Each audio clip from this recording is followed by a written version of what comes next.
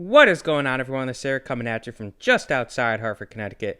And today we're going to be discussing Oakland's biggest folly of the 2000s, where we look at the Matt Holliday trade, which occurred on November 12th, 2008. Now, Oakland had high hopes for Holliday, and then they gave up on him too soon. You'll see what I mean once we break this down. Let's jump into it. So the original trade would occur between the Oakland Athletics and the Colorado Rockies, in which Oakland would acquire Matt Holliday, the outfielder from Colorado, in exchange for three players in relief pitcher Huston Street, starting pitcher Greg Smith, and outfielder Carlos Gonzalez. So of course we'll start with Oakland as they got Matt Holliday. So Matt Holliday, he had a slow start due to injuries, but he did have a solid, really solid half season for Oakland. However, they wind up giving up on him after that half season and trading him to the St. Louis Cardinals in exchange for three players in first baseman Brett Wallace, pitcher Clayton Mortensen, and outfielder Shane Peterson.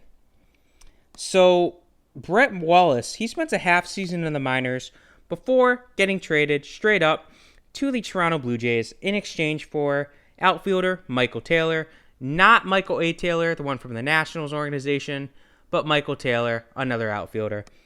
And Michael Taylor, he bounces between the minors and the majors for 3 years, spends most of his time in the minors before he himself ends up getting traded to the Chicago White Sox for pitcher Jake Sanchez, and Jake Sanchez never made the majors. Now back to this part of the trade. Clayton Mortensen, he would spend a couple of months in the majors before being designated for the assignment, and Shane Peterson, he was waived after a very short stint in the majors. Now, how did Colorado do with their three players? Well, so Huston Street, he would spend 3 years as the Rockies closer, but he would battle injuries, and then he ends up getting traded to the San Diego Padres in exchange for pitcher Nick Schmidt, and Nick Schmidt never made it to the big leagues. Now, Greg Smith, he dealt with injuries and struggled in the majors before being just released.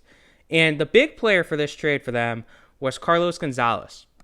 Now, in the early part of the 2010s, Carlos Gonzalez was one of the better right fielders in the league. And he had two really good seasons.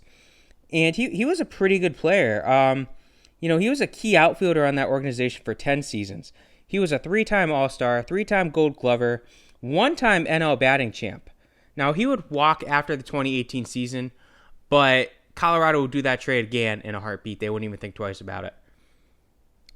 Now, obviously, if you look at it, at this point in time, before we even look at St. Louis and Toronto, Chicago, and San Diego, it's apparent that in this trade, Oakland lost. They gave up Carlos Gonzalez. Let's look at St. Louis. Now, St. Louis, Matt Holliday was a key piece on the Cardinals team for 7.5 seasons, which saw him make the All-Star game 4 separate times and help play a key piece in winning a World Series. So, at this point in time, they basically gave up Carlos Gonzalez for Matt Holliday, and they gave up Holliday for nothing a half season later. So, yeah, Oakland's biggest folly, definitely. Now, how did Toronto do with Brett Wallace? Well, Wallace ends up getting traded before he even plays in the big leagues. That trade was discussed in the Roy Oswalt trade breakdown video, which has been up for about a month at this point.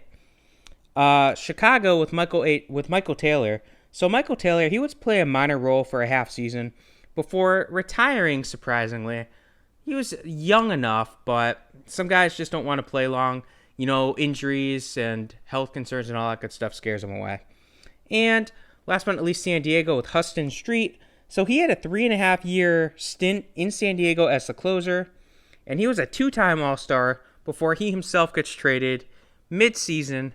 So all in all, it's pretty apparent who the winner is in this original trade, Colorado by far, with a WAR of 26.4.